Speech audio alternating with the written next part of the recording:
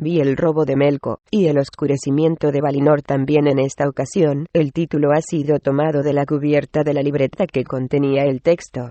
La narración, escrita rápidamente a lápiz, véase la nota 8 del anterior capítulo, con algunas correcciones contemporáneas a la composición o posteriores. Sigue sin ninguna interrupción. Entonces volvió Eriol a la cabaña del juego perdido. Y su amor por todas las cosas que veía alrededor, y su deseo de comprenderlas se hicieron más profundos. Siempre quería saber algo más de la historia de los Eldar. Nunca dejaba de estar entre los que iban cada velada al salón del hogar de los cuentos.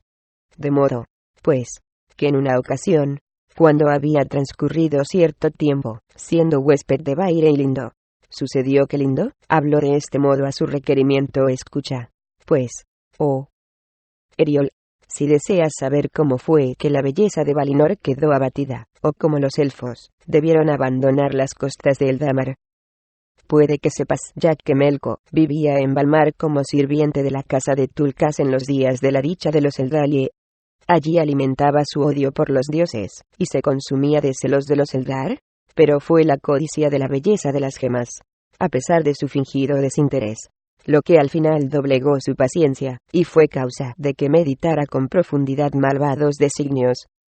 Ahora bien, en aquellos tiempos solo los Noldoli conocían el arte de modelar esos bellos objetos, y a pesar de los ricos regalos que hacían a todos aquellos a los que amaban, el tesoro que ellos poseían era con mucho el mayor. Por tanto, siempre que le era posible, Melko se reunía con ellos, hablando con astucia. De este modo, durante largo tiempo trató de que le regalaran joyas, o sorprender a algún incauto para aprender algo de su arte oculto, pero cuando de nada le sirvieron estos intentos, trató de sembrar malos deseos y discordias entre los gnomos, contándoles aquella mentira acerca del consejo. Cuando los Eldar fueron llamados por primera vez a Valinor. No sois esclavos, decía, oh niños, si queréis. Si os permite entreteneros con juguetes, pero sin descarriaros ni intentar saber demasiado. Tratad solo de cruzar esos muros, y conoceréis la dureza de sus corazones. He aquí que utilizan vuestra habilidad, y pretenden que vuestra belleza sea adorno de sus reinos. Esto no es amor, sino orgulloso deseo. Ponedlo a prueba. Pedid la herencia que Ilúvatar os tiene destinada, el entero ancho mundo para andar por él, con todos sus misterios aún inexplorados, y toda esa materia prima para obras de artesanías, que nunca podrían llevarse a cabo en estos estrechos jardines cercados de montañas y encerrados por un mar insuperable. Al oír estas cosas, a pesar del verdadero conocimiento que Noleme les había impartido, hubo muchos cuyos corazones escucharon a medias a Melko, y la inquietud creció entre ellos. Melko vertió aceite en el fuego de sus deseos. De él aprendieron muchas cosas que solo a los grandes Valar les conviene saber, pues comprendidas a medias cosas tan profundas y recónditas matan la felicidad. Y además mucho de lo que Melko decía eran astutas mentiras, o solo parcialmente verdaderas. Y los Noldoli dejaron de cantar, y sus violas guardaron silencio en la colina de Kor, pues sus corazones iban envejeciendo un tanto a medida que crecían en ciencia y en deseos, y los libros de sabiduría se multiplicaron como las hojas del bosque. Porque has de saber que en esos días, Aule, ayudado por los gnomos, inventó alfabetos y escrituras, y sobre los muros de Kor había muchas oscuras historias escritas con símbolos ideográficos, y también se grabaron allí, o se tallaron sobre piedra runas de gran belleza, y Earendel leyó muchos cuentos maravillosos, y quizá pueda leerse alguno todavía, si la corrupción no lo ha convertido en polvo. Los otros elfos no prestaban demasiada atención a estas cosas, y a veces se sentían tristes y temerosos ante la dicha disminuida de sus parientes. Gran alegría tuvo Melko entonces, y trabajó con paciencia y sin prisa. Sin embargo, no estuvo más cerca de su fin, pues a pesar de todos sus intentos, la gloria de los árboles y la belleza de las gemas y el recuerdo de la oscuridad de los caminos desde Palisor retenían a los Noldoli. Y Noleme hablaba siempre en contra de Melko, y calmaba la inquietud y el descontento de los suyos. Por fin, tan grande fue su preocupación que lo consultó con Feanor, y aun con Inu y Eyumelemno, que por entonces conducía a los Solosimpi, y aceptó su consejo de que le hablara al mismo Manwë de los oscuros desvíos de Melko. Y Melko, al enterarse, sintió gran rabia contra los gnomos, y yendo el primero ante Manwë, se inclinó muy bajo, y contó de cómo los Noldoli se atrevían a murmurarle cosas contra el señorío de Manwë, sosteniendo que en habilidad y en belleza, ellos, a los que Ilúvatar había destinado como dueños de toda la tierra, sobrepasaban con mucho a los Valar, para los que debían trabajar, sin obtener recompensa. Mucha fue la pesadumbre del corazón de Manwë al escuchar estas palabras, pues temía hacía tiempo que la gran amistad de los Valar y los Eldar se rompiera por algún motivo, sabiendo que los elfos eran hijos del mundo, y que algún día deberían volver a él. Mas todavía, ¿quién podría decir que todos estos hechos, aun la maldad aparentemente innecesaria de Melko, no fueran sino parte del destino fijado desde antaño? Sin embargo, el Señor de los Dioses se mostró frío con el delator, y aún estaba interrogándolo, cuando llegó la embajada de Noleme, y se les permitió que dijeran la verdad ante él. Por causa de la presencia de Melko, quizá hablaron menos hábilmente en su propio favor de lo que habrían podido hacer, y quizá aún el corazón de Manwë Sulimo estaba teñido con el veneno de las palabras de Melko, porque la ponzoña de la malicia de Melko es por cierto muy fuerte y sutil. No obstante, tanto Melko como los Noldoli fueron reprendidos y despachados. A Melko en verdad se le ordenó volver a Mandos y permanecer allí un tiempo en penitencia, y que no se atreviera a andar por Valmar durante muchas lunas, no hasta que el gran festival que ahora se aproximaba hubiera sido celebrado. Pero Manwë, temiendo que el descontento de los Noldoli contaminara a los otros clanes, ordenó a Aule que les encontrara otro sitio, y los condujera allí, y les construyera una nueva ciudad donde pudieran vivir. Grande fue el dolor en la colina de Kor cuando esas nuevas llegaron, y aunque todos estaban indignados por la traición de Melko, había ahora entre ellos una nueva amargura contra los dioses, y las murmuraciones fueron más altas que antes. Un pequeño arroyo, y su nombre era Iri, bajaba de las colinas hacia el norte y la costa donde estaba construida Kor, y desde allí serpenteaba a través de la llanura. Nadie sabía hacia dónde.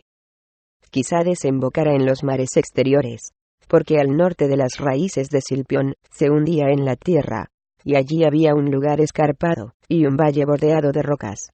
Y ese era el sitio donde los Noldoli se proponían vivir, o, más bien, esperar a que la ira de Manwë lo abandonara, pues de ningún modo aceptaban la idea de dejar a Kor para siempre. Abrieron cuevas en las paredes de ese valle, y allí llevaron su tesoro en gemas, en oro, en plata y en cosas hermosas. Pero las antiguas casas en Kor quedaron vacías de sus voces, solo llenas de sus pinturas y sus libros de ciencias. Y en las calles de Kor y todos los senderos de Valmar resplandecían todavía las gemas y los mármoles tallados, señalando los días de felicidad de los gnomos, que ahora llegaban a su fin.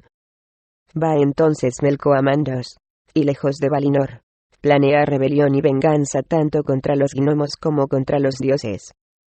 En verdad, habiendo habitado casi durante 3 edades en las bóvedas de Mandos, había ganado la amistad de ciertos espíritus sombríos, y los había pervertido prometiéndoles la posesión de vastas extensiones y regiones de la tierra, si llegaba a necesitarlos, y recurría a ellos, y los llama ahora a su alrededor en las oscuras hondonadas de las montañas que rodean Mandos. Desde allí envía espías invisibles como sombras volátiles cuando Silpión está en flor, y se entera de los hechos de los Noldoli, y de todo lo que pasa en la llanura.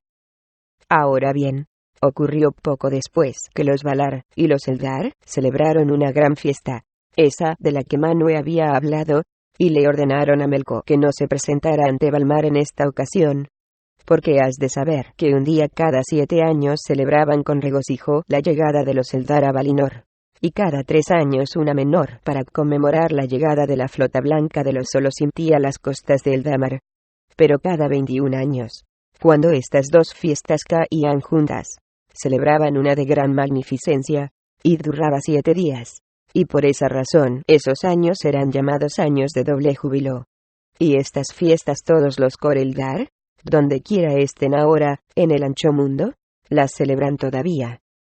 Ahora bien, la fiesta que se aproxima es la de doble júbilo, y todas las huestes de los dioses y los elfos se aprontan para celebrarla de la manera más gloriosa. Hubo pompas y largas procesiones de elfos, que cantando y bailando, vienen serpenteantes desde Cor hasta las puertas de Valmar. Se ha trazado un camino en ocasión de este festival desde la puerta occidental de Cor hasta las torrecillas del poderoso arco que se abría en los muros de Valmar hacia el norte, donde estaban los árboles. Era de mármol blanco, y lo cruzaban muchos gentiles arroyos que venían de las lejanas montañas. Saltaba entonces convirtiéndose en esbeltos puentes maravillosamente cercados de delicadas balaustradas que brillaban como perlas. Apenas estos salvaban el agua. Azucenas de gran belleza que crecían desde el seno de las corrientes que cruzaban gentiles. La llanura asomaban sus amplios capullos por sus bordes y los lirios marchaban a lo largo de sus orillas. Pues mediante hábiles excavaciones se había logrado que arroyuelos de las más límpidas aguas fluyeran de corriente a corriente, bordeando todo ese largo camino con el fresco sonido del agua susurrante. De vez en cuando crecían a cada lado árboles poderosos, o el camino se ensanchaba en un claro, y por arte de magia las fuentes se alzaban altas en el aire, para refresco de todos los que pasaban por allí. Venían ahora los Teleri conducidos por la gente vestida de blanco de los Inuir, y el tanido de las arpas conjuntas hacía latir el aire de la manera más dulce. Y tras ellos, iban los Noldoli mezclándose una vez más con su querida parentela por clemencia de Manwë, para que el festival fuera debidamente celebrado, pero la música de las violas e instrumentos era ahora más dulcemente triste que nunca antes. Por último venía la gente de las costas, y sus flautas y sus voces hablaban de los sentimientos que despertaban las mareas y el susurro de las olas y el gemido de las aves marinas, y los adentraban profundamente en la llanura. Entonces toda esa hueste formó ante las puertas de Valmar, y a una palabra y señal de Inuit, como una sola voz, irrumpieron al unísono a cantar el canto de la luz. Este canto lo había escrito, y lo había enseñado Lirillo Cómodos, y hablaba de la nostalgia que sentían los elfos por la luz, de la terrible jornada a través del mundo oscuro llevados por el deseo de los dos árboles, de la suprema alegría de contemplar la cara de los dioses, y del renovado deseo de entrar una vez más en Valmar, y pisar las cortes benditas de los Valar. Entonces se abrieron las puertas de Valmar, y Nornore los invitó a entrar, y toda aquella brillante compañía atravesó las puertas. Allí Barda les salió al encuentro, erguida entre los Manir y los Suruli, y todos los dioses les dieron la bienvenida, y luego hubo fiestas en todas aquellas grandes estancias. Ahora bien, de acuerdo con la costumbre, en el tercer día se vestían todos de blanco y azul y subían a las alturas de Taniquetil. Y allí Manwë les hablaba como le parecía adecuado de la música de los Ainur y la gloria de Ilúvatar, y de las cosas por ser, y de las que habían sido. Y ese día Cor y Valmar estaban silenciosas y calladas, pero el techo del mundo y la cuesta de Taniquetil brillan con los resplandecientes vestidos de los dioses y de los elfos, y en todas las montañas resuena el eco de sus voces. Pero después, el último día de júbilo, los dioses iban a Cor, y se sentaban en las cuestas de la brillante colina contemplando con amor la bella ciudad, y luego, bendiciéndola en nombre de Ilúvatar, partían antes de que Silpion floreciera. Y así terminaban los días de doble júbilo. Pero ese aciago año, el corazón blasfemo de Melkor lo indujo a elegir precisamente el día de las palabras de Manwë en Taniquetil para llevar a cabo sus designios. Pues entonces estarían sin guardia Cor y Valmar, y el valle rodeado de rocas de Cirnumen, porque, ¿en contra de quién necesitaban guardarse los elfos, o los Vana en aquellos días? Arrastrándose, pues, con su gente oscura, el tercer día de Samirien, como esa fiesta se llamaba, entró en las sombrías estancias de la morada de Makar, pues, aun esa bala salvaje había ido a Valmar a honrar esa ocasión, y en verdad todos los dioses habían ido allí, salvo Fu y Befantur tan solo, y aún no sé, olvidando durante esos 7 días la enemistad con Ulmo, y los celos que de él sentía. Allí un pensamiento acude al corazón de Melkor, y se arma furtivamente, y arma a los suyos con espadas muy afiladas y crueles, y esto les convenía, porque ahora todos penetran furtivos en el valle de Sirnumen, donde habitaban los Noldoli, y he aquí que los gnomos, por causa de lo que habían obrado en ellos las enseñanzas del mismo Melko, se habían vuelto precavidos y desconfiados, más de lo que era habitual en los Eldar de aquellos días. Había allí apostados al cuidado del tesoro, guardas de cierta fuerza que no habían ido a la fiesta, a pesar de que esto era contrario a las costumbres y a las ordenanzas de los dioses. Estalla ahora, de pronto, una amarga batalla en el corazón de Valinor, y esos guardas reciben la muerte, mientras la paz y el agrado en Taniquetil a lo lejos son muy grandes. A decir verdad, por esa razón nadie oyó los gritos. Ahra-Melko sabía que habría por siempre guerra entre él y todos los demás habitantes de Valinor, porque había matado a los Noldoli huéspedes de los Valar ante las puertas de su casa. Con su propia mano en verdad, había dado muerte a Bruituir, padre de Feanor, 3, e irrumpiendo en esa casa de piedra, que él defendía, puso sus manos sobre las más gloriosas de las gemas, los Silmarils, guardados en un cofre de marfil. Saquea todo ese gran tesoro de gemas. Cargan él y sus compañeros todo lo que pueden y buscan cómo escapar. Debes saber que Orome tenía grandes establos, y un terreno de crianza de buenos caballos no muy lejos de ese sitio, donde habían crecido espesos bosques salvajes. Allí se dirige Melko furtivamente, y captura una manada de caballos negros acobardándolos con el terror que es capaz de suscitar. Toda la compañía de ladrones se aleja a caballo después de destruir las cosas de menor valor que consideran imposible cargar, trazando un vasto círculo, y avanzando con la velocidad de un huracán, velocidad que solo los caballos divinos de Orome montados por los hijos de los dioses pueden conseguir. Sortearon Valmar desde lejos por el oeste, pasando por regiones no holladas donde la luz de los árboles era débil. Mucho antes de que la gente descendiera de Taniquetil, y mucho antes del final de la fiesta, y de que los Noldoli volvieran a sus casas, y las encontraran saqueadas, Melko y sus ladrones habían avanzado profundamente hacia el sur. Habían encontrado allí un lugar bajo entre las montañas, y entraron en las llanuras de Eruman. Bien podrían Aule y Tulkas lamentar su descuido, dejando ese lugar bajo mucho tiempo atrás, cuando levantaron esas colinas para evitar el paso de todo mal desde el llano, pues ese era el lugar por donde acostumbraban entrar en Valinor después de excavar en los campos de Arbalin. 4 se dice en verdad que esta cabalgata en semicírculo, difícil y peligrosa, no era parte en un principio del plan de Melko, pues antes se había propuesto ir hacia el norte por los pasajes cerca de Mandos. Pero se le advirtió que no lo hiciera, pues Mandos y Free nunca abandonaban esos reinos, y su gente infectaba todas las hondonadas y precipicios de las montañas del norte.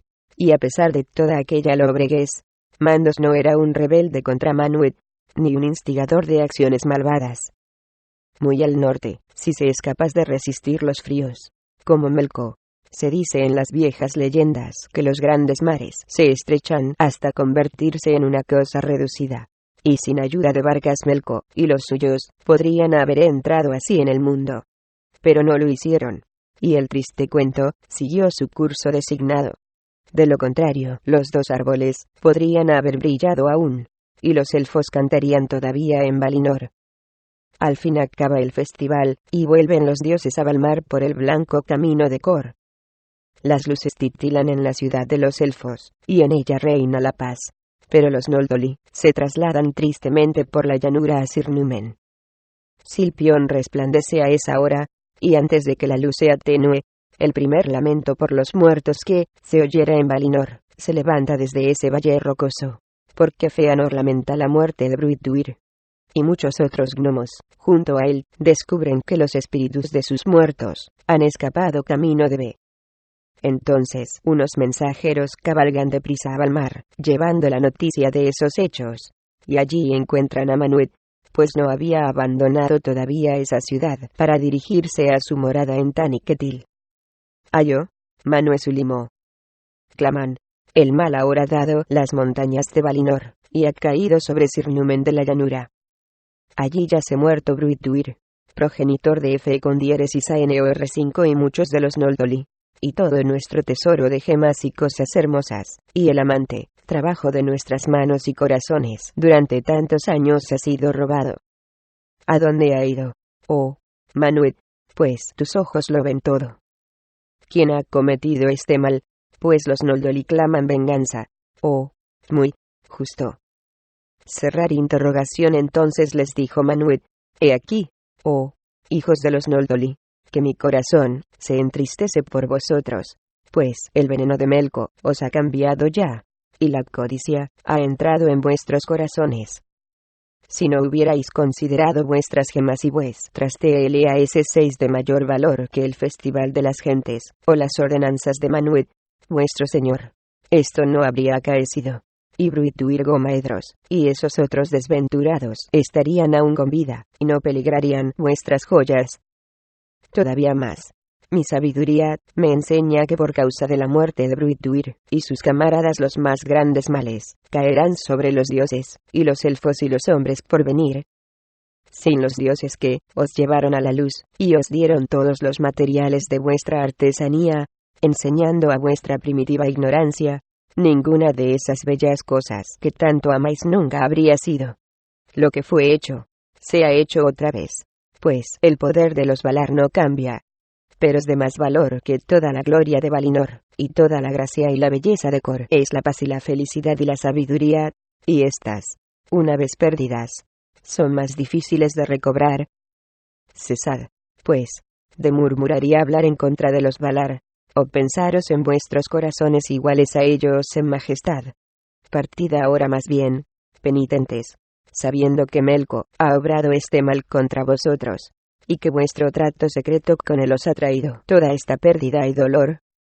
Por tanto, no volváis a confiar en él, ni en ningún otro que susurre palabras secretas de descontento entre versión original otros, pues el fruto inevitable es la humillación y el desaliento. Y la embajada se sintió avergonzada y amedrentada, y Volumen vio abatida a Sir Numen. Sin embargo, más pesadumbre había en el corazón de Manwë que en el de ellos, pues mal estaban las cosas en verdad, y sin embargo, preveía que estarían todavía peor. Y así se resuelven los destinos de los dioses, pues he aquí que a los Noldoli las palabras de Manwë les parecieron frías y desalmadas, y no conocían su dolor y su ternura. Y Manwë los vio cambiados y volcados a la codicia. Solo buscaban la comodidad, vueltos como los niños, con el corazón pleno de la pérdida de sus hermosas cosas. Ahora Melko se encuentra en las tierras baldías de Arvalin, y no sabe cómo escapar, pues la lobreguez es allí muy grande, y no conoce esas regiones que se extienden hasta el sur más extremo. Por tanto, envió un mensajero, proclamando el derecho inviolable de un heraldo, aunque este era un sirviente renegado de Mandos, al que Melko había pervertido por el pasaje a Valinor. Y allí, erguido ante las puertas de Valmar, 7, pidió audiencia a los dioses. Y se le preguntó de dónde venía, y él dijo que de parte de la Inumelco, y Tulkas le habría arrojado piedras desde los muros, y lo habría matado, pero los otros no permitieron que se le maltratara, y a despecho de su enfado y aborrecimiento, lo admitieron en la amplia plaza de oro, delante de las estancias Domingo Aule. Y a la misma hora, se enviaron jinetes a Cor, y a Sir Numen, convocando a los elfos, pues se supuso que este asunto les atañía de cerca. Cuando todo estuvo pronto, el mensajero se colocó junto a la aguja de oro puro, en la que Aule había escrito la historia del encendido del árbol de oro en las estancias del Orien. Se levantaba una de plata con otro cuento, y de pronto Manwë dijo: «Habla». Y su voz fue como un trueno iracundo, y las estancias resonaron. Pero el embajador, sin abatirse, transmitió su mensaje, diciendo el señor Melko, regidor del mundo, desde el este, más oscuro hasta las cuestas exteriores de las montañas de Valinor, a sus parientes los Ainur. He aquí que en compensación por diversas graves afrentas, y por largo tiempo de injusto cautiverio, a pesar de la nobleza de su condición y su sangre que ha sufrido en vuestras manos, ha tomado, como le es debido, ciertos pequeños tesoros que eran guardados por los Noldoli, vuestros esclavos. Le es muy penoso haberse visto obligado a matar a algunos, pues por la maldad que abrigaban sus corazones, le habrían hecho daño. Sin embargo, eliminará de la memoria su blasfemo intento, y todas las pasadas injurias, que vosotros los dioses, le habéis hecho las olvidará mostrando su presencia una vez más en ese sitio llamado Valmar, si escucháis sus condiciones, y las satisfacéis. Pues debéis saber que los Noldoli serán sus sirvientes, y le adornarán una casa. Además, por derecho exige. Pero en ese momento, al alzar el heraldo, aún más su voz hinchado con palabras de insolencia, tan grande fue la ira de los Valar que Tulkas y varios de los de su casa saltaron sobre él, y le taparon la boca, y hubo tumulto en la plaza del consejo. En verdad Melko no pretendía ganar nada, salvo tiempo, y la confusión de los Valar mediante esta embajada de insolencia. Entonces Manwë le ordenó que soltara al heraldo, pero se alzaron los dioses, gritando a una: ese no es un heraldo, sino un rebelde, un ladrón y un asesino. Amancillado la santidad de Valinor, gritó Tulkas, y nos ha arrojado su insolencia a los dientes. La opinión de todos los elfos era unitaria en esta cuestión. Esperanza de recobrar las joyas no tenían ninguna, salvo mediante la captura de Melko, que era ahora cosa fuera de toda esperanza, pero no estaban dispuestos a parlamentar con Melko, y lo tratarían como a un criminal, a él y a todos los suyos. Y esto era lo significado por Manwë al decir que la muerte de Bruituir sería la raíz del más grande de los males, pues fue ese asesinato lo que más inflamaba tanto a los dioses como a los elfos. 8. Con este fin, hablaron en los oídos de Barda y de Aule, y Barda abrazó su causa ante Manwë, y Aule lo hizo más decididamente todavía, pues su corazón estaba también dolido por el robo de tantas cosas de exquisita artesanía y manufactura. Pero Tulkas Boldorea no necesitaba ruegos, pues estaba inflamado de ira. Ahora bien, todos estos abogados conmovieron al consejo con sus palabras, de modo que al final, fue decisión de Manwë enviar un mensaje de rechazo a las palabras de Melko, y desterrarlo por siempre de Valinor, junto con todos sus seguidores.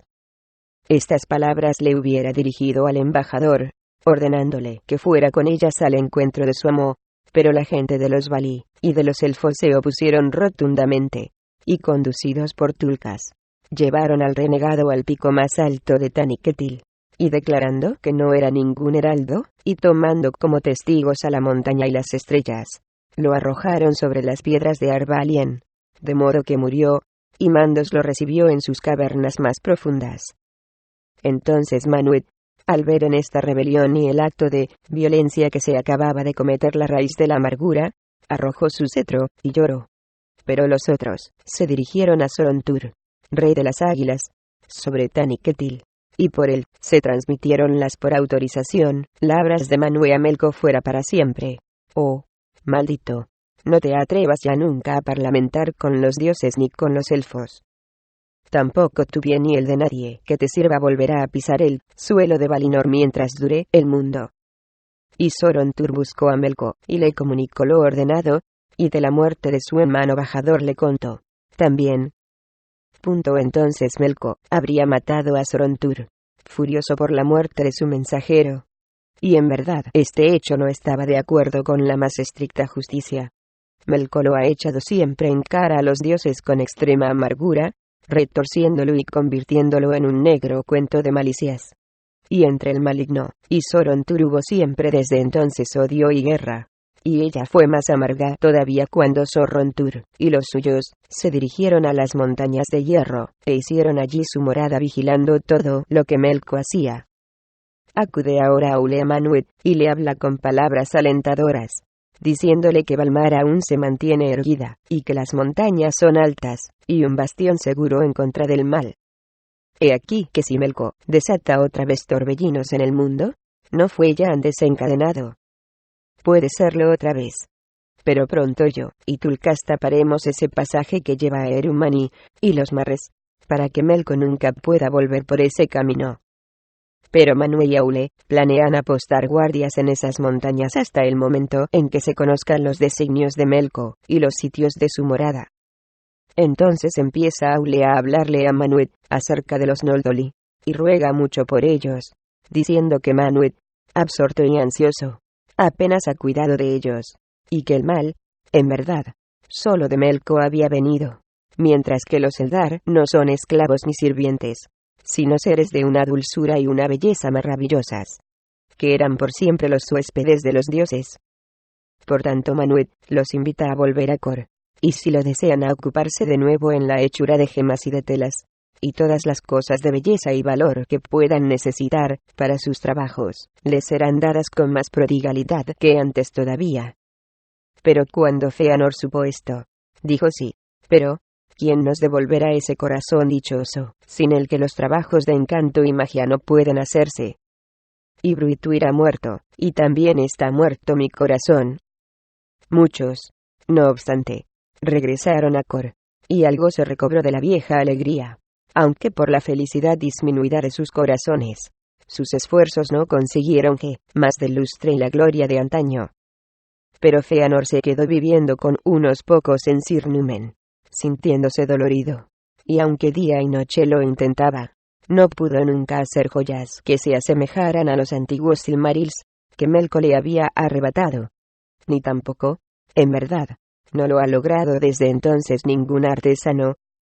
Por fin abandona el intento, prefiriendo más bien sentarse junto a la tumba de Bruituir, llamada el Montículo de la Primera Pena, y estaba bien nombrada, por el dolor que causó la muerte del que allí yacía. Allí meditaba Fëanor amargos pensamientos, hasta que los vapores negros de su corazón le alteraron el cerebro, y se levantó, y se encaminó a Kor. Allí les habló largamente a los gnomos de sus males, y sus penurias, y de la disminución de su fortuna y su gloria, pidiéndoles que abandonaran la prisión de esa morada, y fueran al mundo. Los Valar se han vuelto cobardes. Pero el corazón de los Eldar no es débil, y veremos lo que nos pertenece, y si no lo obtenemos a hurtadillas, lo obtendremos por la violencia. Allí habrá guerra entre los hijos de Ilúvatar y Numenco. Que, si perecemos en el intento, las oscuras estancias de Ves son poco peor que esta brillante prisión. 9. Y prevaleció sobre algunos otros, decidiéndose ir ante el mismo Manwë, y pedir que se les permitiera abandonar Valinor en paz, y ser puestos, sin riesgo por los dioses en las costas del mundo, desde donde una vez habían sido trasladados. Entonces se entristeció Manwë por el pedido, y prohibió a los gnomos pronunciar semejantes palabras en Kor, si deseaban todavía morar allí entre los otros elfos. Pero luego, abandonando la aspereza, les contó muchas cosas acerca del mundo y sus cualidades, y los peligros que ya había allí, y lo peor que podría advenir aún, por causa del regreso de Melko. Mi corazón siente, y mi sabiduría me indica, dijo, que no transcurrirá una edad muy prolongada antes de que esos otros hijos de Ilúvatar, los padres de los hombres, entren en el mundo. Y he aquí que está contenido en la música de los Ainur que a la larga, y por un tiempo, los hombres gobernarán el mundo. Sin embargo, si esto será para bien, o para mal, Ilúvatar no lo ha revelado, y no me gustaría que la lucha o el miedo o el enfado se interpusieran entre los diferentes hijos de Ilúvatar, y de buen grado, dejaría durante muchas edades el mundo vacío de seres que podrían luchar contra los hombres recién llegados, o dañarlos antes que sus clanes se hayan fortalecido, mientras las naciones y los pueblos de la tierra sean infantes todavía. A esto agrego muchas palabras referentes a los hombres y a su naturaleza y las cosas que les acaecerían, y los Noldoli se asombraron, pues no habían oído a los Valar hablar de los hombres, salvo rara vez. Y no los habían escuchado mucho entonces, pensando en esas criaturas como débiles y ciegas y torpes, y poseedoras del don de la muerte, y no era de ningún modo probable que igualaran la gloria de los Eldalie. Por tanto ahora, aunque Manwë había aliviado de este modo su corazón con la esperanza de que los Noldoli, al ver que no se esforzaba, sin propósito motivo, se serenaran y confiaran más en su amor. Pero los Noldoli se sintieron asombrados al descubrir que los Ainur daban tanta importancia a la idea de los hombres, y las palabras de Manwë lograron lo contrario de lo que se proponía, porque Fëanor en su amargura las retorció dándoles una mala apariencia. Cuando se encontró una vez más ante las multitudes de Kor, pronunció estas palabras: He aquí que conocemos ahora la razón por la que nos han traído a este mundo como un cargamento de esclavos. Ahora por fin se nos dice con qué objetivo se nos tiene encerrados aquí, privados de nuestra heredad en el mundo, privados del gobierno de las anchas tierras por temor quizá de que no las cedamos a una raza no nacida todavía. Pues sí que está bien, a un pueblo triste, dotado de rápida mortalidad, una raza de excavadores en las sombras, torpes de mano, sin afinación para el canto y la música, que monótonamente labrarán la tierra con rudas herramientas. A esos que también son de Ilúvatar. Según dice Manu Sulimo, señor de los Ainur, quiere darles el mundo, y todas las maravillas de la tierra, todas sus sustancias ocultas. Entregar a estos lo que es nuestra heredad. ¿O qué significa, sino hablar de los peligros del mundo? Un truco para engañarnos. Una máscara de palabras. Oh, todos vosotros, hijos de los Noldoli, los que no queráis ser sirvientes en la casa de los dioses, por blanda que sea la servidumbre, levantaos, os lo pido, y salid de Valinor, porque ahora ha llegado la hora y el mundo espera. En verdad es cuestión de maravilla la sutil astucia de Melkor, pues en esas palabras ¿quién negará que se oculta el aguijón de la verdad deformada? Ni dejará de asombrarse al verlas por autorización, labras del mismo Melkor salir de boca de Feanor, su enemigo, que ni sabía ni recordaba de dónde provenían sus propios pensamientos. Sin embargo, quizá el extremo origen de esas cosas tan tristes era anterior a una Melkor, y tales cosas han de ser así por fuerza, y el misterio de los celos de los elfos y los hombres es un acertijo irresuelto, uno de los dolores en las oscuras raíces del mundo.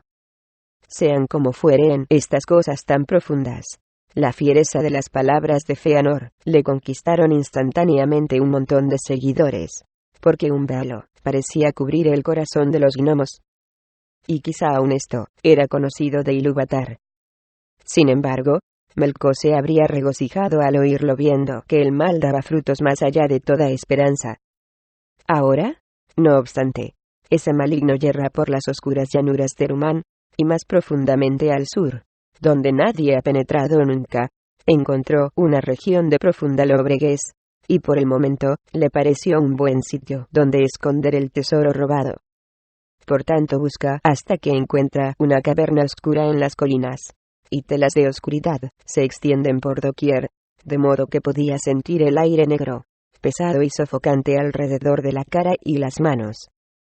Muy profundos y serpenteantes serán esos senderos, y tenían una salida subterránea al mar, como dicen los libros antiguos, y aquí, en un tiempo, estuvieron de SPV con acento S10 cautivos, la luna y el sol, porque aquí vivía el espíritu primordial Morún, de la que ni los Valar siquiera sabían de dónde o cuándo había venido, y la gente de la tierra le ha dado muchos nombres. Quizá las nieblas y la oscuridad de los confines de los mares sombríos la criaron en esa completa oscuridad que apareció entre la caída de las lámparas y el encendido de los árboles, pero lo más probable es que haya sido así siempre. Y todavía le gusta habitar en ese sitio negro, adoptando la forma de una horrible araña, tejiendo hebras adherentes de tinieblas que atrapa en su tela estrellas y lunas, y todas las cosas brillantes que navegan por el aire.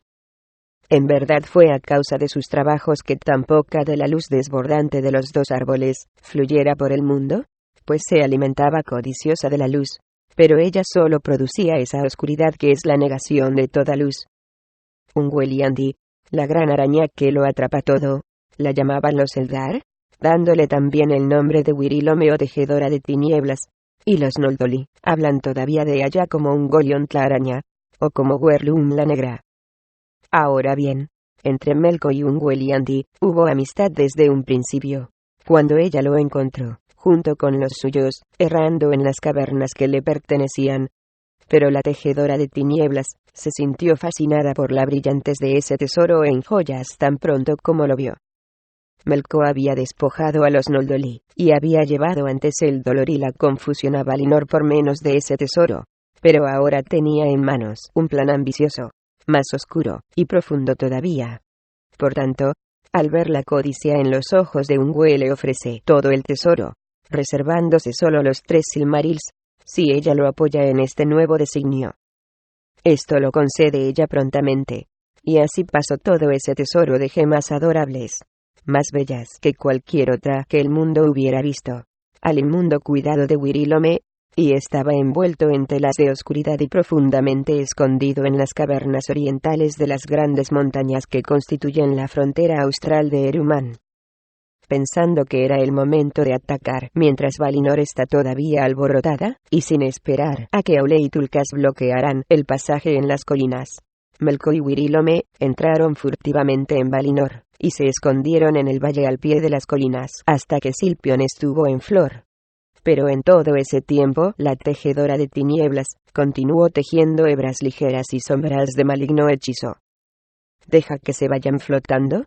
De modo que en lugar de la bella luz plateada de Silpion en la llanura occidental de Valinor, avanza ahora una oscuridad incierta y mortecina, y unas luces débiles se estremecen en ella.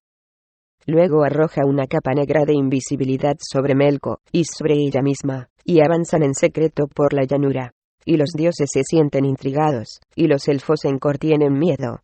No obstante, no ven todavía en esto la mano de Melkor, pensando sobre todo que se trata de alguna de las obras de Ose, que a veces con sus tormentas provocaba grandes nieblas y oscuridad que flotaban hasta los mares sombríos, cubriendo aún los aires brillantes de Valinor. Aunque esto enfadaba tanto a Ulmo como a Manwë.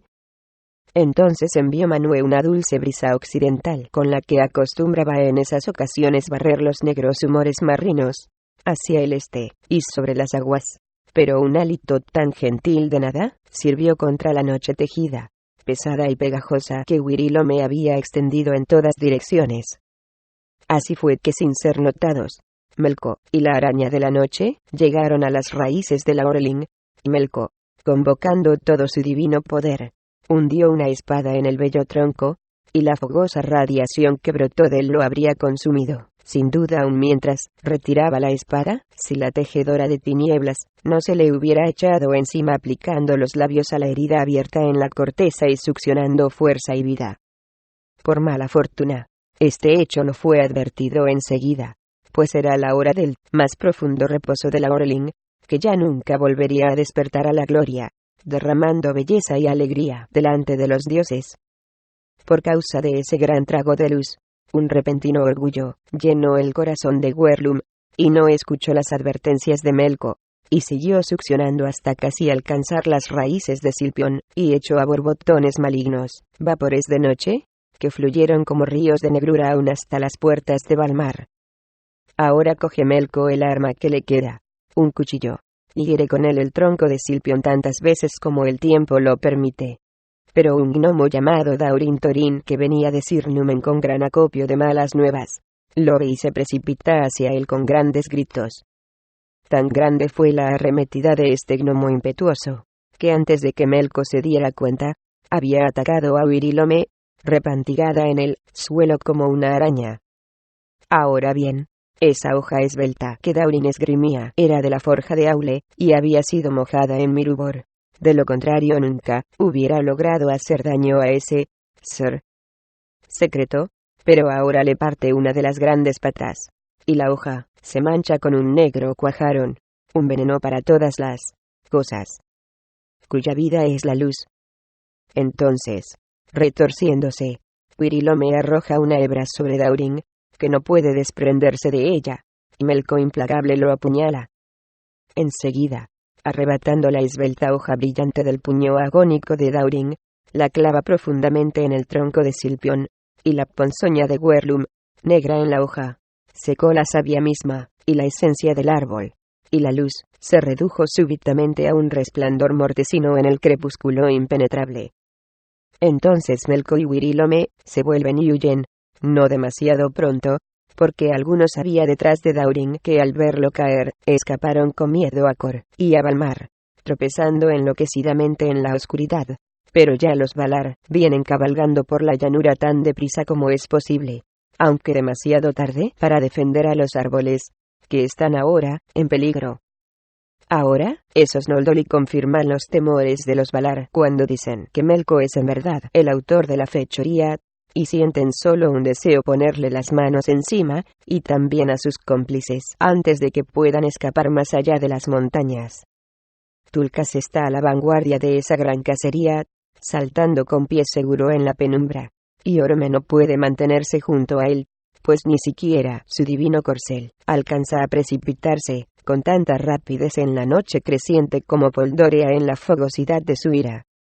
Ulmo oye los gritos de su casa en Bai, y Ose asoma la cabeza por sobre los mares sombríos, y al no ver ya luz alguna que descienda por el valle de Kor, salta sobre la playa de Eldamar, y corre deprisa a unirse con los Ainur. Ahora, el único sitio iluminado que queda en Valinor es ese jardín donde la fuente dorada manaba desde Kuluyin.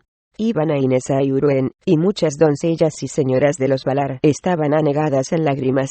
Pero Palurien ciñía a su señor que espera impaciente. Ibar ha venido cabalgando desde Taniketil al lado de su señor, llevando una estrella centelleante delante de él como una antorcha. Telimectar, hijo de Tulkas, se encuentra entre esa gente noble, y su cara y sus armas brillan como la plata en la oscuridad. Pero ahora todos los dioses, y toda la gente, cabalgan aquí y allá, y algunos tienen en la mano antorchas presurosas. De modo que la llanura está sembrada de pálidas luces errantes, y el sonido de voces que llaman en la penumbra.